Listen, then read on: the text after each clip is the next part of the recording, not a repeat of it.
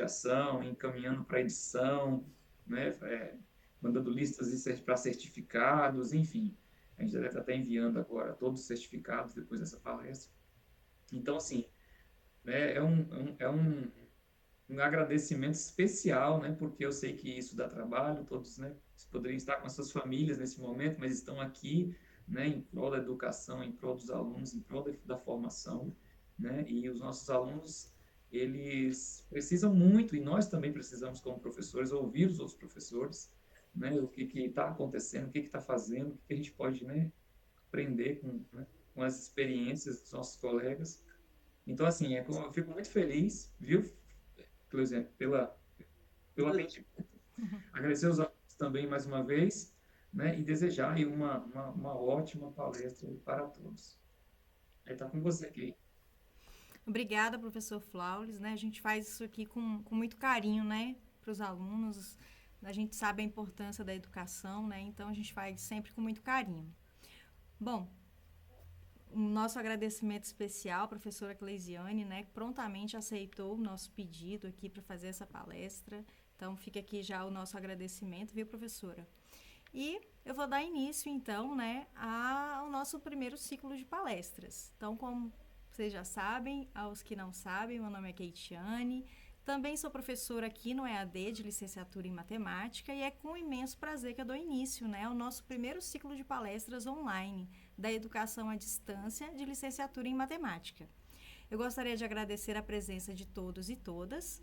E dando continuidade ao nosso ciclo de palestras, nós teremos hoje a palestra intitulada A Utilização do GeoGebra em uma proposta de ensino de função polinomial do segundo grau.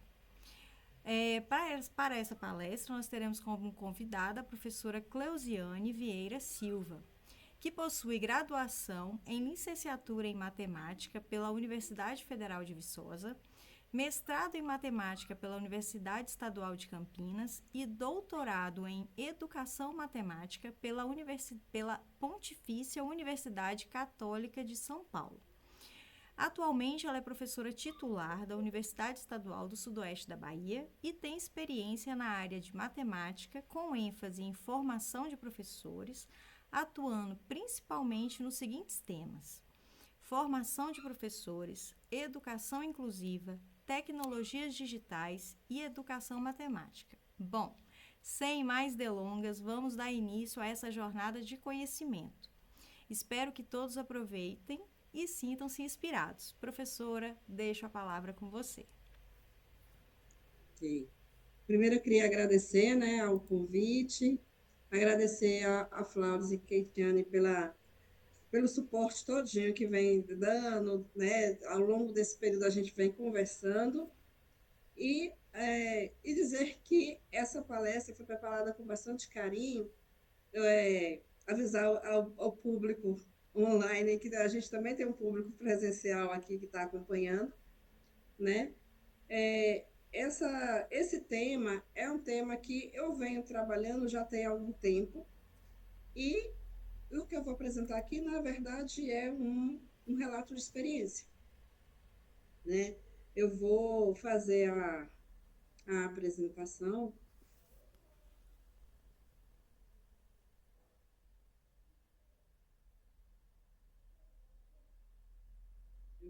Isso.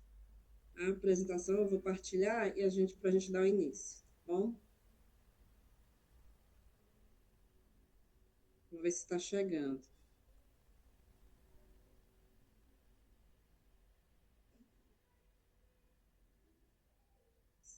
Isso, chegou, né? E os meninos aqui também estão vendo. Então, o tema é a utilização do GeoGebra em uma proposta de ensino da função polinomial do segundo grau. Né? Como eu falei, é um relato de experiência, mas é um relato de experiência que vem com uma base teórica. Então, eu vou falar inicialmente da teoria que a gente usou para fazer as análises dos, dos registros que foram sendo obtidos de, ao longo de 2 anos dos cursos de graduação em matemática aqui da universidade, e apontar que a proposta, ela pode ser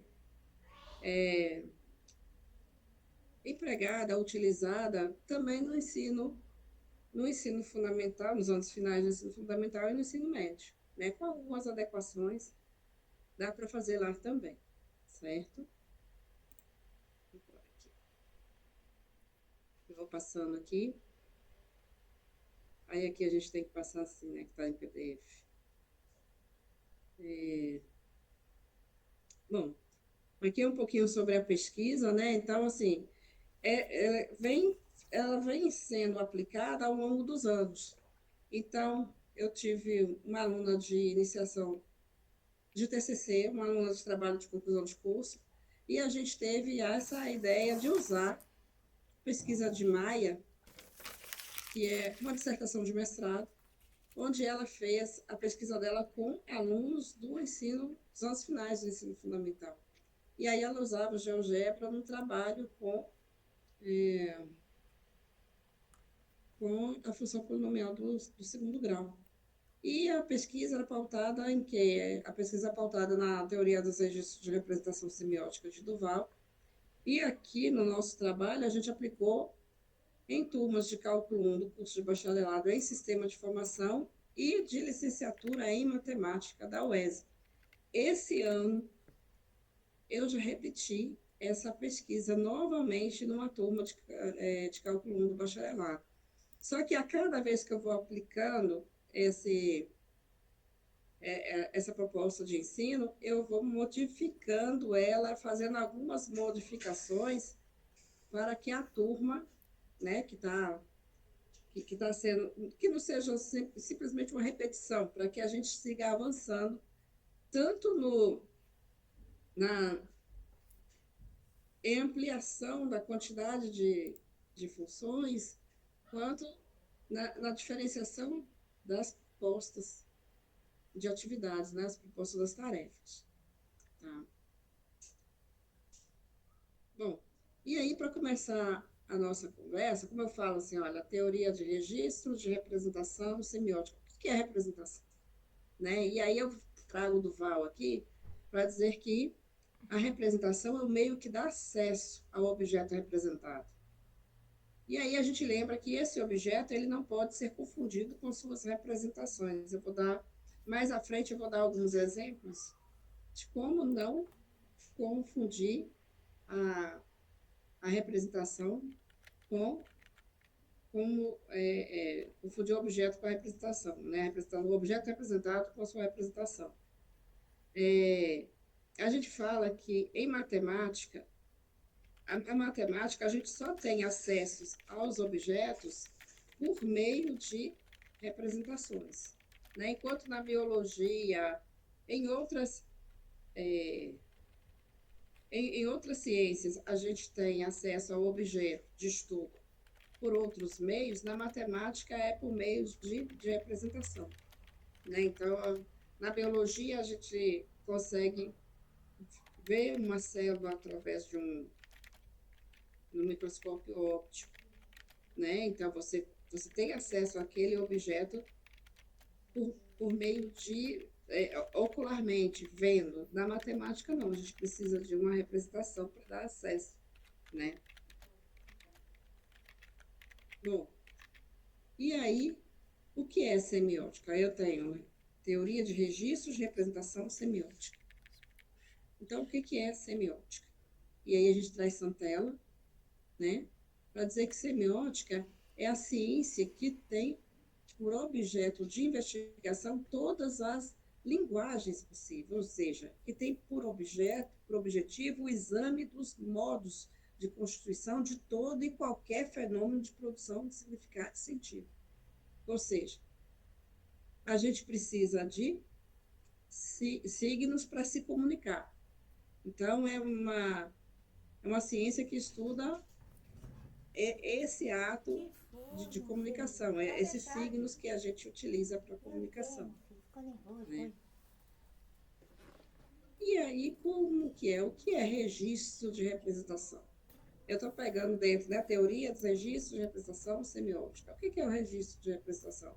Os registros de representação, aí a gente traz Henriques e a Mulode, é um sistema dotado de signos que permite identificar uma representação de um objeto de saber. Então, por exemplo, se eu estou falando da função polinomial do segundo grau, f de x igual a x quadrado mais bx mais c, isso aí é um registro de representação.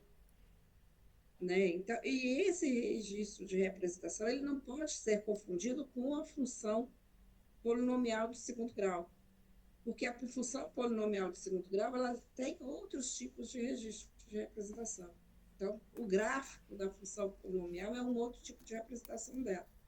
Por isso que a gente fala, a gente não pode confundir a representação com o seu objeto, né?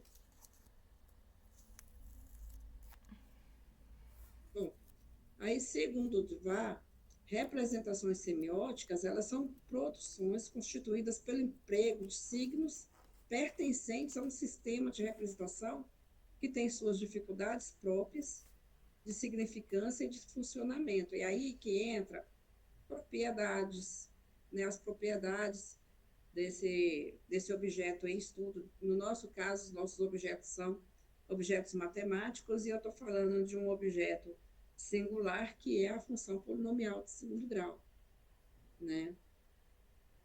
E aí eu trago aqui exemplos, né? Então, assim, um exemplo de representação semiótica seria... a gente tem vários tipos de representação. Então, uma figura é um tipo de representação, um enunciado em língua natural é outro tipo de representação, uma fórmula algébrica, um gráfico. Isso aí são representações semióticas que salientam sistemas semióticos diferentes. Então, assim, é diferente. Se eu estou trabalhando com a função polinomial do segundo grau, a representação algébrica, tipo a que eu falei agora, ela traz informações diferentes da representação gráfica desse mesmo objeto, né? Então, são sistemas semióticos diferentes. É por isso que é tão importante o estudante ele ter acesso a mais de um tipo de registro de representação. E, a todo momento, ele transitar de um registro para o outro.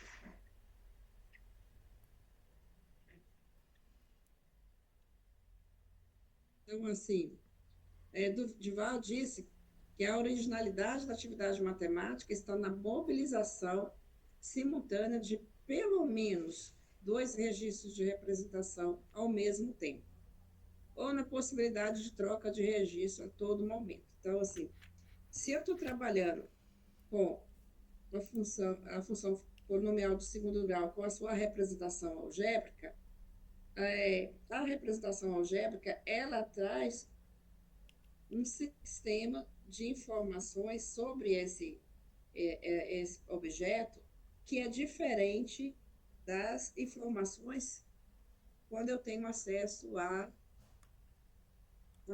ao registro de representação gráfico, por exemplo. Ou quando eu tenho acesso ao registro de representação na língua materna, né? Ou o registro de representação numérica. Então, assim, cada registro ele traz informações diferentes sobre o mesmo objeto. E aí é que vem justamente de vai dizer que a aprendizagem ela está ligada ao sujeito ele conseguir fazer a transição, mudar de registro em todo o tempo. Ele está mobilizando pelo menos dois registros de representação desse objeto, né? E aqui eu trouxe mais exemplos. Então, falando de transformações de representações semióticas, agora a gente está falando do nosso objeto em particular, que é a função polinomial do segundo grau. A gente vai ter os tratamentos. E o que são tratamentos? São transformações de representação dentro de um mesmo objeto. Então, aqui, ó, eu trouxe uma figura em que a gente vai ver dois tipos de registro de representação: o registro algébrico e o registro gráfico. O registro algébrico, a gente tem aqui tratamentos, porque a mesma função, ela foi representada de 3 formas diferentes. A gente tem a forma expandida da função polinomial do segundo grau, a gente tem a forma fatorada da função polinomial do segundo grau e a gente tem a forma canônica. Então, assim, olha, essas 3 formas que eu estou apresentando aqui são tratamentos que são feitos na mesma função, no mesmo objeto matemático que a gente está falando aqui, né? Agora, quando eu faço uma mudança de um registro para o outro, eu saio do registro algébrico e vou para o registro gráfico, ou eu volto do registro gráfico para o registro algébrico, isso é vice-versa, aí a gente está falando de conversões. Né? As conversões, elas são transformações de representação que consistem em mudar de registro, conservando os mesmos objetos denotados. Então, quando eu saio do objeto, do registro algébrico para o registro gráfico, ou do gráfico para o algébrico, o que está acontecendo são conversões. Agora, quando eu trato dentro do mesmo registro, faço tratamentos dentro do mesmo registro, a gente já está trabalhando com tratamentos, né? A gente faz transformações dentro do mesmo registro. E aí, qual foi a questão norteadora da pesquisa que veio, que a gente vem utilizando ano a ano nas aulas de matemática para os cursos de matemática e de licenciatura em matemática e de sistema de informação, que são os cursos que eu trabalho nos últimos anos, né?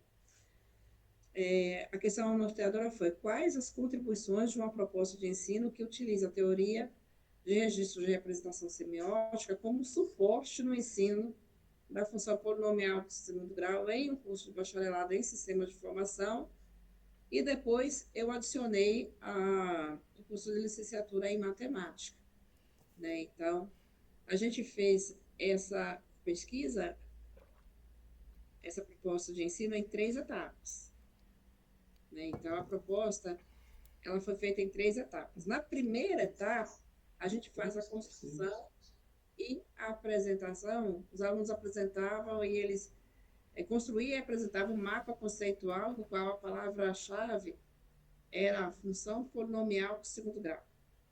Foi a primeira etapa. Qual é o sentido? O sentido é que eles tivessem contato inicial, estudassem, né, a função polinomial do segundo grau sem muita intervenção do professor. Então, eles tinham que fazer pesquisas, eles tinham que montar o mapa. Aí eu trago o mapa aqui para vocês verem como que eles montaram o mapa, trouxe um exemplo.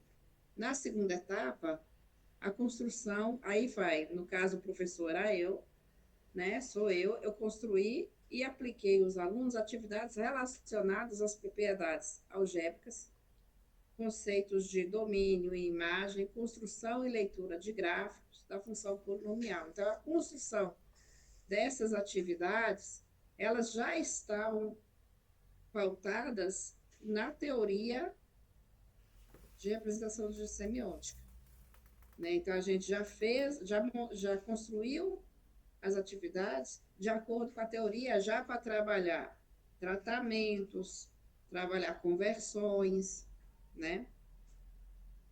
E na terceira etapa, foram propostas aos discentes atividades de cunho criativo, em que eles empregavam os saberes construídos na primeira e consolidados na segunda etapa para construir imagens, utilizando apenas os gráficos de funções polinomiais do segundo grau. E aqui, durante todo esse percurso, a gente está trabalhando com GeoGebra. Mas na terceira etapa, o trabalho com GeoGebra ele é mais latente, né? Aqui eu trouxe o mapa conceitual construído pelos meninos. Então, a gente vê no mapa conceitual que aqueles registros de representação que eu citei, eles estão presentes no mapa. Então, a gente tem o registro algébrico, o registro gráfico. Nas palavras de ligação, aqui a gente tem registro materno, na língua materna, né? Então, aqui, da construção do mapa, a gente já consegue enxergar os elementos da teoria de registro de representação semiótica. Ao tempo todo, olha, os meus já vieram trazendo registros de representação algébrica, gráfico, registros de representação na língua materna, né? E as ligações entre eles. Então, assim, para poder eles chegarem nesse nível de para montar esse gráfico, a gente disponibilizou material em forma de vídeo, em forma de texto, o que é o mapa conceitual, né? E qual é o objetivo de vocês fazerem o mapa. Além de construir o mapa, os mapas eram apresentados na sala de aula. Então, eles tinham que, além de apresentar os mapas, eram feitos em grupos, né? Pequenos grupos que apresentavam os mapas, e depois a gente ia para a etapa seguinte. Aí, na etapa seguinte, era justamente a proposta das atividades que eu falei que eram construídas pelo professor. Então, nessas atividades, a ideia é que eles percebessem algumas propriedades relacionadas aos coeficientes, tá? Os coeficientes A, B e C na função polinomial de segundo grau na forma desenvolvida e na forma canônica, que a gente trabalhou com as duas formas na hora de fazer as atividades. Então, assim, aqui na primeira, a gente deu uma função, um exemplo de função polinomial de segundo grau completa, pedia para que construísse o gráfico, essa construção é feita no GeoGebra mesmo. Aí tem algumas perguntas que ela na ideia de que o aluno trabalhasse a leitura gráfica relacionada ao registro de representação algébrica. Então, em que intervalo a função é crescente? Quais são as raízes? Em qual intervalo a função é positiva, a função é negativa? Né? Se eu mudar o coeficiente, como que fica o gráfico da função? Então, aqui as respostas eles tinham que escrever no registro de representação na língua materna, né? Além desses, a gente também trabalhou questões de mínimo, máximo da função, né? Colocamos ele para pensar, no caso aqui do número da atividade 2, na função P de x, se o A for igual a zero, o que acontece? Né? Então, assim, o aluno, se o coeficiente A for zero, o que vai acontecer? Então, essa função ela vai continuar sendo uma função polinomial de segundo grau? Que tipo de função que ela, se não for, que tipo de função que ela se tornaria? Então, são questões que era para realmente levar o aluno a refletir e a pensar sobre a função, né? Aí ele faz a transição dos 3 tipos de representação, né? Vai e volta, né? E a gente chega num tipo de tarefa que é bem inspirada no trabalho de Maia que eu coloquei no início, que a ideia é que o aluno, utilizando o GeoGebra, ele desenhasse essa figura aqui, né? E que deixasse do lado do desenho todas as funções que ele utilizou para desenhar a figura. Bom, para ele desenhar essa figura aqui, utilizando apenas funções polinomiais do segundo grau, ele tinha que ter acesso, eles tiveram acesso a um pouquinho mais do que aqui é uma apresentação, aí eu não trouxe parte que veio por trás. Então, a gente trabalhou com função polinomial do segundo grau na forma canônica. Por quê? Porque ela já deixa... É mais fácil deles, trabalhando nessa forma, visualizar algumas características gráficas. Por exemplo, características de dilatação e compressão. Então, aqui, ó, eles tinham a opção de deixar o rostinho aqui, que eu chamei de carinha feliz, mais afinado ou mais gordinho, mais larguinho, né? Deixar ela mais sorridente ou um pouquinho mais séria, né? E aí, isso aí faz com compressão e dilatação. Ah, professora, mas qual é o coeficiente que ele vai manipular para que ele trabalhe com a compressão e a dilatação? É justamente o coeficiente A, né, da função na forma f de x igual a x quadrado mais bx mais c. Se o A for maior que 1, ele vai ter compressão. Então, o gráfico da função, ele fica mais fininho. Se estiver entre 0 e 1, o gráfico se abre. Então, assim, o coeficiente A, além de ser responsável pela concavidade, ele é responsável pela compressão e pela dilatação. Aí, outros coeficientes me daria as translações vertical e horizontal. Além disso, para fazer essa figura, o aluno ele tem que entender de restrição de domínio. E as restrições de domínio, ela não pode ser feita de qualquer forma. Ela tem que ser feita de maneira que o encontro entre as linhas aqui para formar a figura, ele case perfeitamente, né? Então, aqui abaixo eu trago alguns exemplos que os alunos fizeram, tá? Então, este aqui, olha, é o pessoal do curso de Sistema de Informação. As figuras que eles criaram a partir de funções polinomiais do segundo grau. Eles deixaram aqui do lado que eu pedi quais foram as funções que vocês utilizaram para construir a figura. Então, esse aluno, ele já traz, assim, a carinha um pouquinho mais séria do que eu apresentei lá em cima, né? Então, você vê assim, ó, a figura de referência era essa aqui, né? Bem sorridente, feliz, e a carinha de referência, e a carinha que ele apresentou é um pouco mais séria, né? Rosto mais fino. E aqui do lado estão as funções e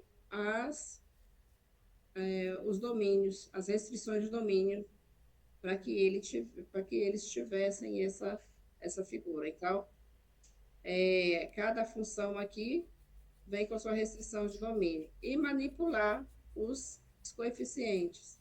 Então, você pega aqui para a função f de x, a primeira função aqui, o coeficiente A vai ser menos 1 sobre 10, que é justamente a parte de baixo aqui, ó, da função polinomial. Tá vendo que a gente tem o gráfico da função bem aberto aqui? Isso é por causa do primeiro, do coeficiente A. Que é igual eu falei, se ele for bem pequeno, a gente tem uma dilatação. Se ele for maior, né, a gente tem uma compressão. Aqui tem um segundo. Aí eu trouxe esses dois aqui, porque olha só a preferência dos alunos. Aqui a gente já tem uma carinha mais gordinha, digamos assim, mais larguinha. E a carinha também, ela apresenta ela tá mais felizinha. Você vê que as escolhas dos alunos tá ligada a questões que é uma atividade artística, então tá ligada às questões pessoais, né? Escolhas pessoais. Bom, depois dessa atividade, é aí que a gente extrapolou o trabalho de Maia.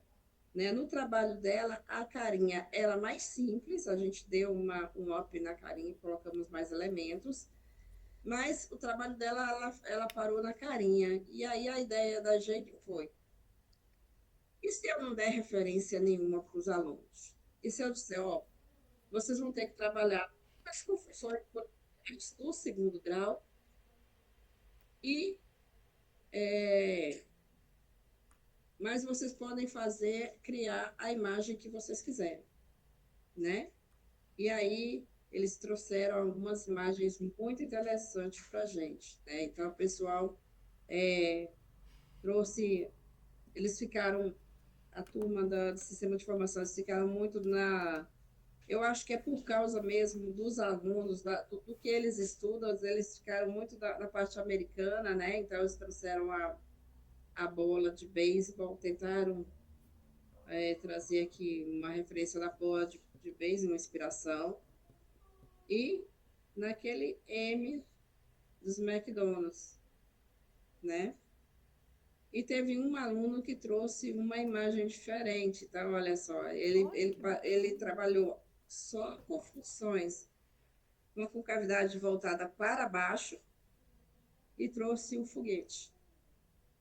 Eu achei muito interessante, porque parecia simples, a ideia é uma ideia bem rebuscada, mas ele usou funções mais simples para fazer. Ele usou um só funções polinomiais do segundo grau com cavidade voltada para baixo, né? E aí, esse processo aqui é um processo de ida e volta o tempo todo do registro de representação algébrico para o registro de representação gráfica. Porque você não consegue falar assim, olha, eu vou pegar e casar a parábola aqui ao gráfico vermelhinho com o gráfico verde aqui. Eu vou casar os dois certinho aqui e eu já sei qual é a função com qual restrição. Não. Ele vem aqui, faz o gráfico verde e depois, para fazer o vermelho com os encontros bem certinho, eles têm que fazer várias idas e voltas para poder acertar essa restrição. E também para poder fazer as translações, né? As translações vertical, ou sobe, ou desce o gráfico, e a translação horizontal, né? Então, várias idas e voltas de um registro para o outro o tempo todo. Bom, aqui agora a gente tem as atividades criativas apresentadas pelos alunos do curso de matemática. Aí eu separei, porque eu achei interessante como é a diferença entre as figuras de uma turma para outra. Enquanto o pessoal do sistema estava bastante ligado em inspirações americanas, o pessoal da matemática trouxe atividades criativas diferentes. Então, olha só, a gente tem uma atividade que foi a figura do macaco. É uma atividade bastante... É um trabalho que deu bastante... Eles tiveram que se empenhar muito, porque além de fazer as restrições de domínio, que casasse bem, bem certinho, eles tinham que fazer esse casamento entre as restrições de domínio e entre os movimentos de translação vertical e horizontal. Então, a gente vê aqui, olha, que nessa parte de cima aqui do macaco vai ter tem foram utilizadas várias funções para formar aqui o contorno do rostinho dele, com cavidade voltada para baixo e com cavidade voltada para cima. Para os olhos, eles usaram 8 funções, né? E fizeram detalhes interessantes, que é o cabelinho, né? Outra coisa que a gente acha que eu observei foi usar a simetria da função polinomial de segundo grau. Por isso que o rostinho está aqui centrado no nos eixos coordenados, né? Então, assim, vem mais elementos matemáticos da turma de licenciatura em matemática. Eles trouxeram mais elementos.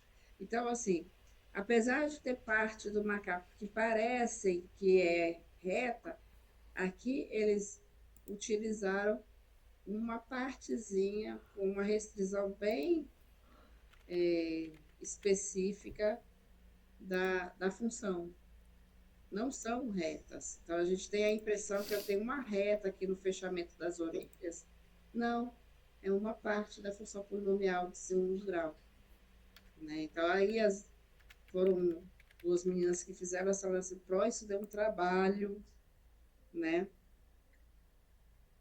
Outra referência foi o gatinho, né? Então, acho que aqui a gente também vê muita utilização de translação, né? Translação da função, o trabalho com abertura das parábolas, né?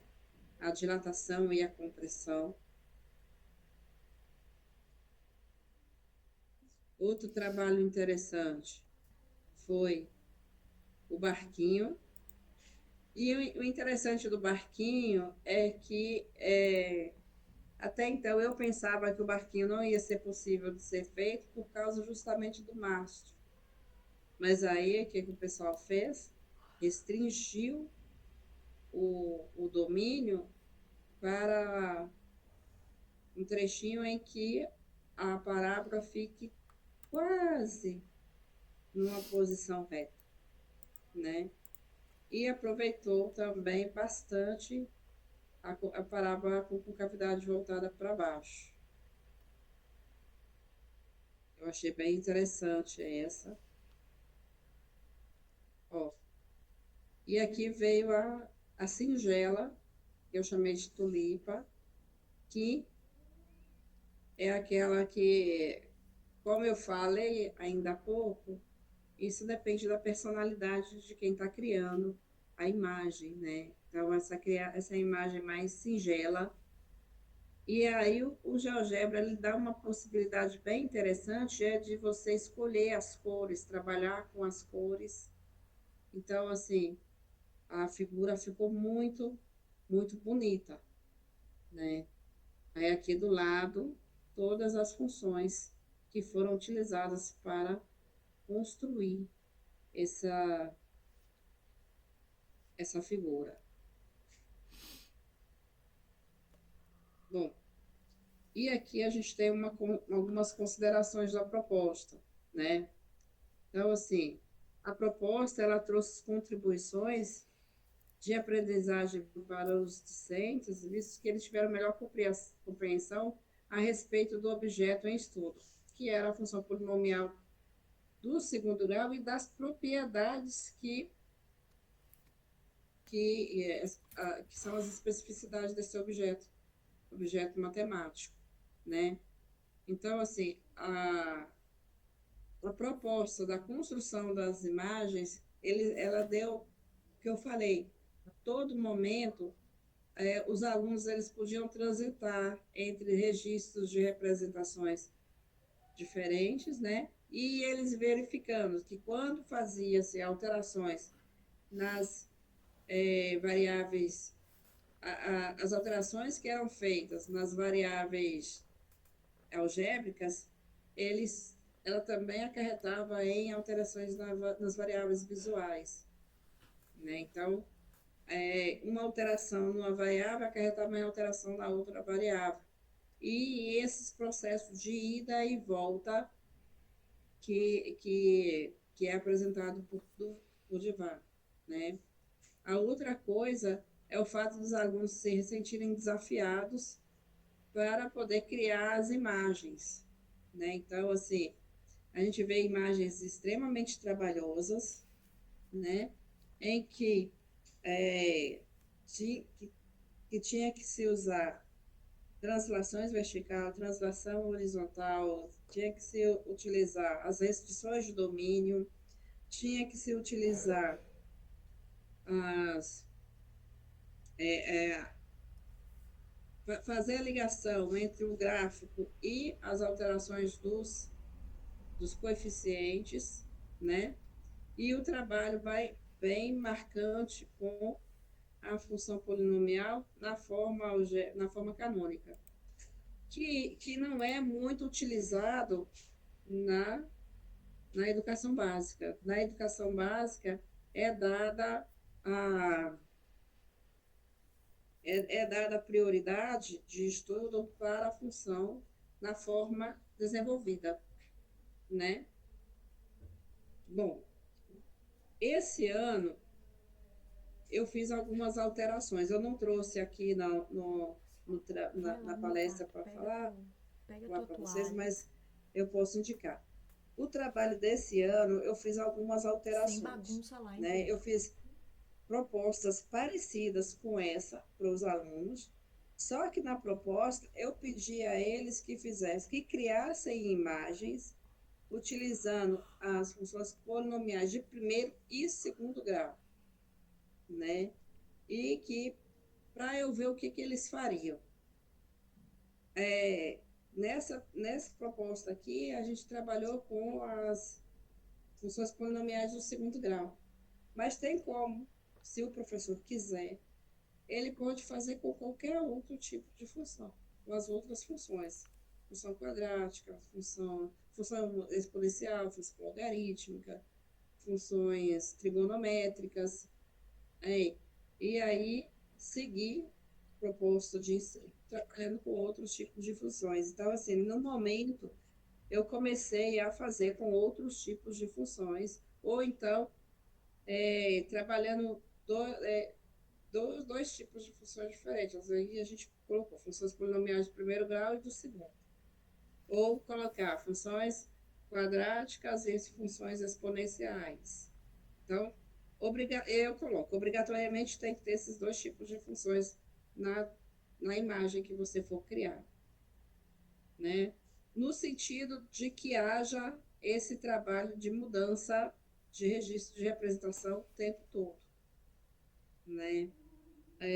A gente recebe os alunos aqui na universidade com muitas lacunas de aprendizagem, principalmente no conteúdo de funções, que é a base para todas as outras disciplinas do curso, né? Então, assim, e a ideia é que o trabalho fique, que ao fazer as análises, os alunos, eles tenham uma compreensão maior do objeto matemático em estudo, né? Nesse caso, foi a função polinomial de segundo grau, mas pode ser outros tipos de funções, né? Então, pessoal, sobre esse trabalho, era isso que eu queria dizer. Eu agradeço muito, muito obrigada. E aí eu fico esperando as perguntas, né, do trabalho para a gente poder conversar. Professora, nós que agradecemos, né, essa explanação aí que você deu sobre o GeoGebra. Que aula, né? Porque, assim, você pode utilizar essas tecnologias, né? Os alunos podem colocar ali os sentimentos, né? De colocar o que quiser, né? Então, a imaginação fica solta, né? E ali ele está também aprendendo, fazendo funções e tudo. Então, assim, uma ferramenta fabulosa, né? De trabalho. Bom, a gente já tem uma pergunta aqui, professora, do Ed Nogueira. Ele escreveu assim para a gente: GeoGebra, como inserir uma função com restrição? Quais parâmetros usar e como usar?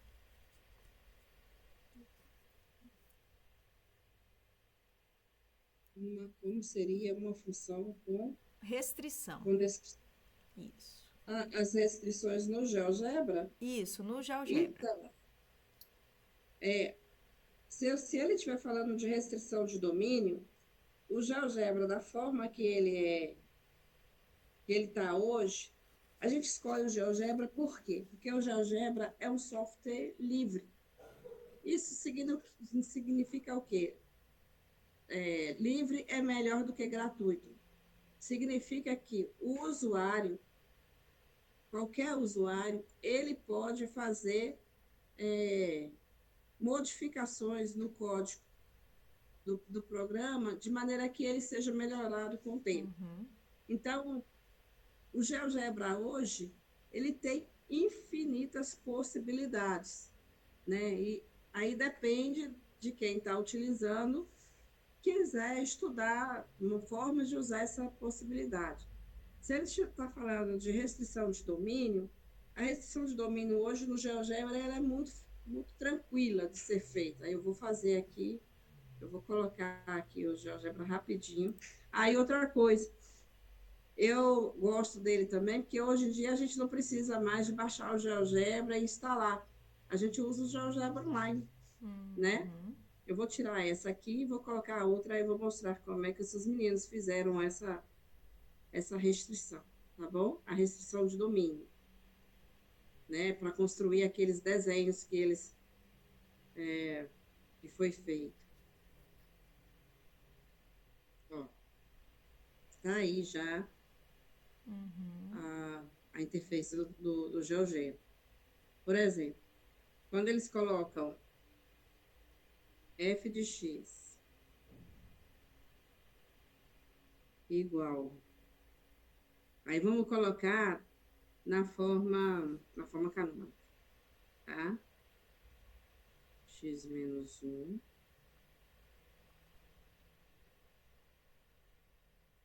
ao quadrado. Tá vendo? Quando eu coloco aqui shift chapeuzinho, ele já automaticamente, a interface já aparece o quadrado. Antigamente não era assim, antigamente ia aparecer o chapeuzinho e o 2 depois. Uhum. Mas com o tempo ele está sendo melhorado, por quê? Porque o código dele é aberto, é livre, né? Mais um. Bom, aí se você for ver, for mexer aqui, a gente pode puxar aqui para baixo, olha, se eu não fizer nenhum tipo de restrição no domínio, o gráfico da função, ele, ele sobe indefinidamente. Como eu quero fazer a carinha, eu tenho que restringir esse domínio, eu tenho que dizer aqui, ó, no eixo X,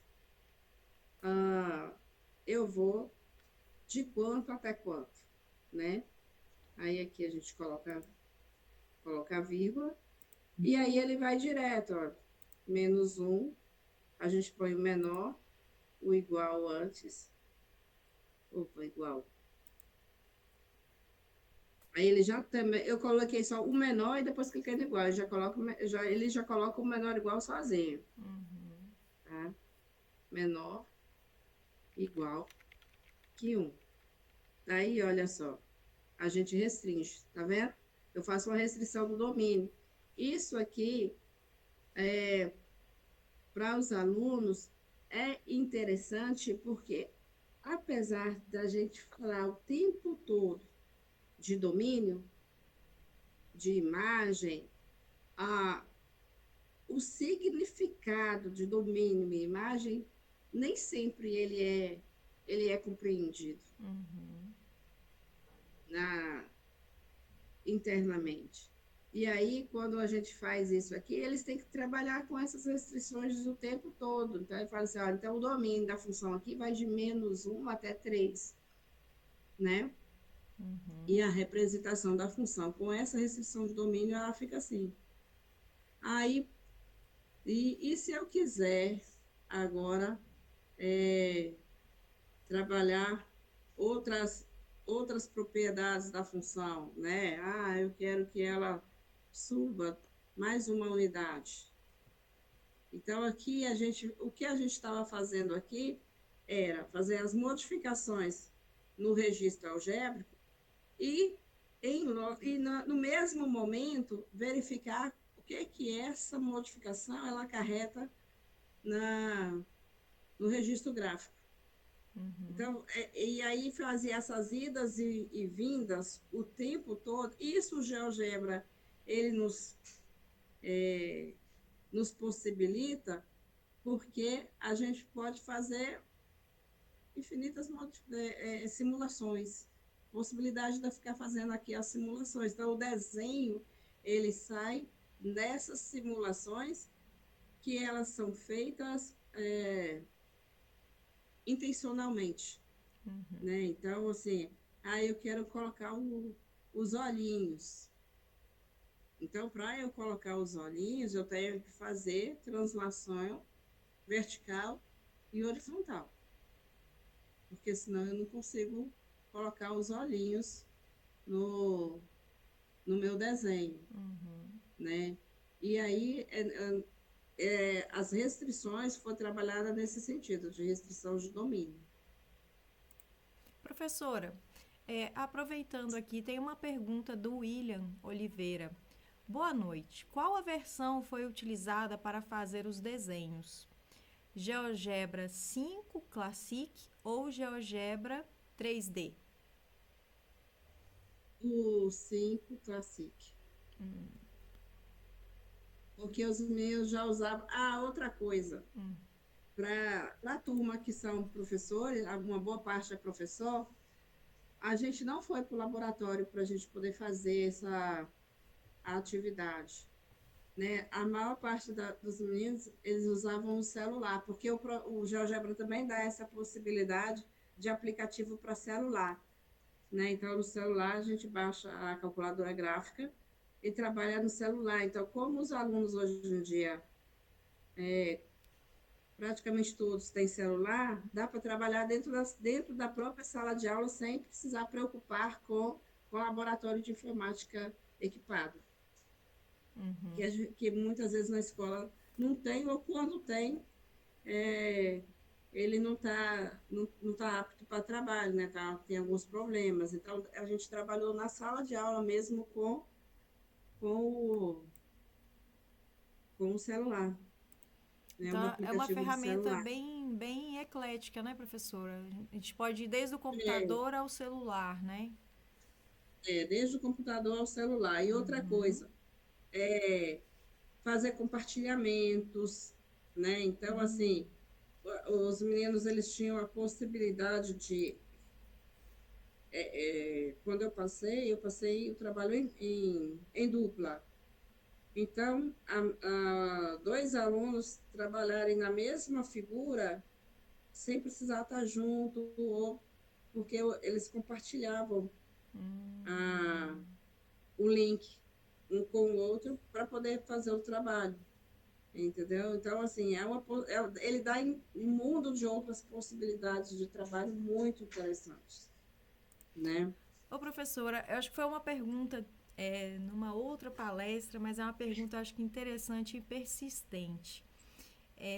Em relação à utilização do celular nas escolas, né? Porque é uma ferramenta que você pode utilizar com o celular, mas tem a questão de tem escolas que proíbem o celular nas escolas, né? E como que a gente pode fazer essa argumentação, né? Para utilizar essa ferramenta, né? Foi até uma pergunta também numa outra palestra. Olha só, eu é uma coisa complicada porque, tipo assim, na escola da minha filha, eles não proíbem que leve o celular para a escola. Tem escola que proíbe, não proíbe. No entanto, se não estiver sendo, o celular não estiver sendo utilizado para atividades escolares, é proibido o uso dentro da sala de aula. Aí a gente tem pontos que hoje em dia não tem como fugir da tecnologia, né? Então eu não posso me esconder dela. O melhor é utilizar ela a nosso favor. Então, assim, é interessante para os alunos eles perceberem que eles podem fazer um uso de aprendizagem com o celular. Sim. Não só para os alunos, para todos nós, né? De maneira que o uso do celular na sala de aula, ele produza conhecimento, né? Então, assim, trabalhar com GeoGebra em aulas de matemática, não em todos os momentos, porque não seria possível, mas em alguns momentos é interessante, né? Ô, Ruth, mesmo se o professor for fazer um trabalho com o celular na sala de Uhum. aula, aí tem que ser uma. Assim. Pois é, então a escola tem laboratórios de informática, deve ter outro tipo de, né? Outro, Que os é, alunos não podem aí levar, né? É os complicado, alunos né? não podem, os alunos não podem levar para a escola. Assim, o que acontece é que ah, muitas vezes, quando se abre para o uso educativo, é, se não tem a maturidade de usar só para uso educativo na sala de aula, os alunos vão usar para outras coisas. E aí o professor ele não consegue ter o controle total. Então, nesse, nesse contexto, a escola prefere proibir o uso de toda forma. Aí, nesse caso, seria só o uso do computador mesmo na sala de informática. O que também não quer dizer que, durante as aulas, o aluno não vai utilizar, não vai entrar em outro site, não vai fazer outras coisas, a menos que os computadores não estejam ligados à internet, o que hoje em dia também não faz tanto sentido. Então, você vê que proibição, ao meu ver, ela não é positiva. Uhum. Proibir e falar assim, que você não vai usar de jeito nenhum, né? Porque vai ter momentos que ele vai utilizar. E outra coisa, a gente está na época tecnológica, então, assim, hoje em dia não tem nem a discussão tão grande se vai usar ou não vai usar dentro da sala de aula, ou dentro da escola, né? Na sala de aula a gente tem que fazer mesmo as podas, mas na escola. Hoje em dia a gente já está preocupado, como é que a gente vai fazer com o site GPT, né? É. Se vai, para que promova o uso de maneira que se produza conhecimento, E hoje, né, né? professor, hoje a gente tem o chat GPT e nós temos um outro site que você coloca o texto para ver se foi feito no chat GPT. Então a gente já tem ferramentas que já vão, né, descobrindo outras ferramentas, né? Isso, isso. E assim, e o uso do site GPT no sentido também é, de aprendizagem. Como é Sim. que eu posso usar ele a meu favor Uhum. para eu, para que eu consiga aprender, né? Então, assim, é tudo como que a gente vai trabalhar com essas ferramentas a favor. A escola, hoje, ela não pode simplesmente proibir, sabe? A gente tem que Uhum.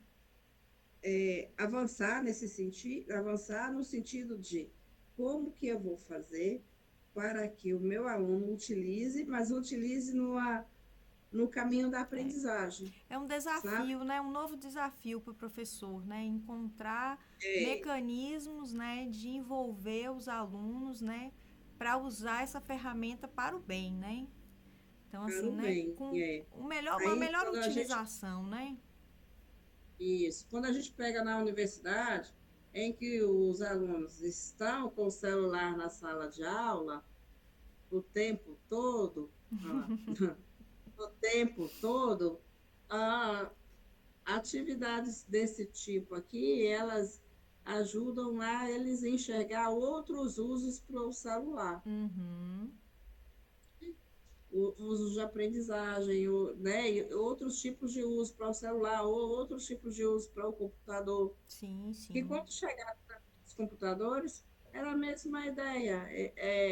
Enquanto eu estava na frente explicando alguma coisa, os meninos estavam lá acessando os joguinhos. É, são desafios diferentes, né, professora? Mas sempre tem Só, um só, desafio. só muda o tipo de tecnologia, Isso. né? Mas Na minha época, quando eu era criança, olha para você ver, não tinha computador, não tinha celular, não tinha nada disso. Mas sabe o que que a gente fazia enquanto o professor estava na frente dando aula? Fazendo aquela brincadeira de fruta, tipo de fruta, veículo, Uhum. não sei o quê, no fundo da sala. Desenhava, passava papelzinho, né, professora? Então, assim, aí o professor arrumava um jeito de tirar a gente daquela, Uhum. né, de outro tipo de distração. A gente tinha outros tipos de distração. Hoje tem o celular. É claro que o celular, hoje, ele é um tipo de distração que, que traz implicações maiores, porque existem crianças viciadas na tela. É difícil da gente competir, né, com o celular. Viciadas na tela. E aí é um problema muito além da escola, Sim, né? É um problema que envolve a família, envolve muito mais. Então, assim, a escola está no olho do furacão porque a gente quer saber como é que a gente vai trabalhar os conteúdos para a gente poder ensinar e, ao mesmo tempo, competir com uma competição que eu chamo, né, uma competição difícil, que é a competição com a tela. sim. E isso está em todos os níveis da educação, né? Desde o nível, desde a educação infantil até o ensino superior. Isso. Então, se o professor conseguir uma forma de trazer essa tecnologia para dentro da sala de aula, de maneira que isso produza conhecimento para os alunos e também para o professor, é um avanço muito grande. Eu falo também para o professor, porque eu trabalho com as turmas de sistema de informação. E às vezes eu estou trabalhando, eu colocava muito assim, para a construção do mapa conceitual que eu coloquei aqui, eu falava assim, olha, vocês vão poder usar o Google ou o Cmap Tools. E os meninos falavam assim, oh, mas eu conheço outros tipos de plataformas e aplicativos que vai me dar mais possibilidades para eu colocar no mapa. Eu posso utilizar? Eu falei assim, olha, utiliza e traz para eu ver quais são esses, porque esses aí eu não conheço. São outros que eu não Uhum. conheço. E aí há uma possibilidade de aprendizagem para mim também. Então, às vezes, assim, a gente pode fazer uma via de vai e volta de aprendizagens, né? Hoje em dia, eu não nasci nessa era tecnológica, mas eles nasceram É. na era tecnológica, E né? eles permeiam, né, tão bem nessa área, né? Vão, voltam tipo, eu vejo pelo meu filho de 11 anos. Nossa, ele tem hora que ele me dá um show aqui. Então, assim, é a facilidade que eles têm para mexer com essas ferramentas, né? Então, a gente tem que puxar isso aí deles, né? Aproveitar essas Aproveitar habilidades isso. e aproveitar essas habilidades. E eu vejo a minha filha lá editando vídeos, né, fazendo trabalho. Ah, para que você está fazendo isso? É para minha escola. Editando vídeos, estão fazendo. Então, Uhum. assim, esses tipos de trabalhos que puxam da criatividade deles, é importante, É. sabe? Então, eu lembro que quando a gente começou a trabalhar, a gente vai se inspirar no trabalho de Maia, mas eu falei assim, cara, mas dá para fazer mais que está aí no trabalho. A gente pode pedir que faça alguma coisa que não está aí, né? E aí veio a ideia das imagens criativas usando só aquela função. Aí é o desafio, né? E eu só tenho Uhum. essa função. Que tipo de restrição eu vou ter que fazer no domínio para eu conseguir um gráfico que esteja quase na vertical. Então, assim, é ser desafiado o O tempo tempo todo todo. para poder tentar, o tempo todo para que esse desafio eles utilizem a tecnologia, mas utilizem de forma que vai produzir conhecimento, né? Uhum. Quer ver? Eu achei interessantíssimo um trabalho de um aluno nosso aqui que que o desafio dele foi justamente utilizar aqueles jogos de RPG que os meninos tanto gostam, para ensinar o quê? Função polinomial de segundo grau. Então, assim, ele criava, eram criados personagens, fala personagem, pessoal? É? Que tinham poderes. Aí o poder do personagem era lançar a função do segundo grau com a concavidade voltada para cima, de maneira que, sabe? Aí, e era tudo ligado às funções polinomiais do segundo grau. E Então, aí a assim, tinha um monte. imaginação ia fluindo, né? E a imaginação, porque eles tinham que criar esses personagens, colocar esses poderes, e os poderes eram sempre relacionados às propriedades da função. Aí, tá Tá vendo? vendo? Dá para fazer? Dá, só que dá trabalho. Dá. É verdade, professora. Sempre, mas não tem jeito, né? Tem todo ônus tem Não. todo bônus tem um ônus, né? Todo bônus tem um Tem um ônus. ônus, não tem Dá jeito. trabalho. O pessoal também faz muito trabalho com robótica, porque não tem como sair dessa questão da tecnologia. Não. Hoje não tem como, A gente tem né? que Então, aliar. assim, tem que aliar, né? Ela tem que ser utilizada como aliado.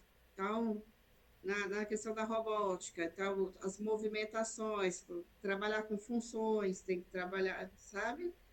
Né? Trabalhar com localização. Então, assim, não tem para onde correr, Não tem mesmo, né? professora. Bom, professora, olha, as perguntas estão tranquilas, todas respondidas. Acho que o Obrigada. professor Flawless vai entrar aqui também para falar com a gente. Mas por Sim. enquanto eu agradeço, viu, a sua participação. Agradeço toda a sua explanação aqui com os alunos, tá? Nós vamos ter em novembro a nossa próxima palestra, né? Que vai ser do professor Sim. Júlio. Ainda a gente está fechando a data. Isso, a gente está fechando a data com o professor Júlio, mas em breve a gente já vai divulgar. Então já fica aqui o convite aos presentes, né, para a próxima palestra. Agradecemos aos seus alunos que estão aí, né, presencial. Agradeço a cada um, né, de vocês, né? A gente está tomando um tempinho da aula de vocês aí com a professora Cleusiane, então fica aqui o nosso agradecimento, né? E eu deixo a palavra final aqui com o professor Flawless, né? E o nosso agradecimento. Muito obrigada, viu, professora? Por nada, foi um prazer falar um pouquinho sobre a teoria dos registros de representação semiótica. Quem quiser aprender mais um pouquinho, pode falar comigo. Eu vou deixar o slide à disposição, né? Se vocês quiserem ficar, o slide fica à disposição. Quem quiser estudar um pouquinho mais, eu também estou à disposição. Eu não foi uma teoria que eu estudei durante o meu doutorado, mas foi uma teoria que eu gostei muito de estudar, porque além de poder aplicar ela, no caso, que foi no caso de funções, a gente trabalha muito com ela com geometria, né? O ensino de geometria. E aí, se alguém quiser saber mais, eu também estou à disposição. Agradeço muito, professora. Obrigado, boa noite para Agradeço. todos. Boa noite a Obrigado aos alunos aí todos. também, de Jequié. Boa noite a todos. Boa noite. Deixa eu sair. Aí, no terceiro, aí já é diferente. Em vez de ofertar uma função, a gente já dava as características da função e o aluno é que tinha que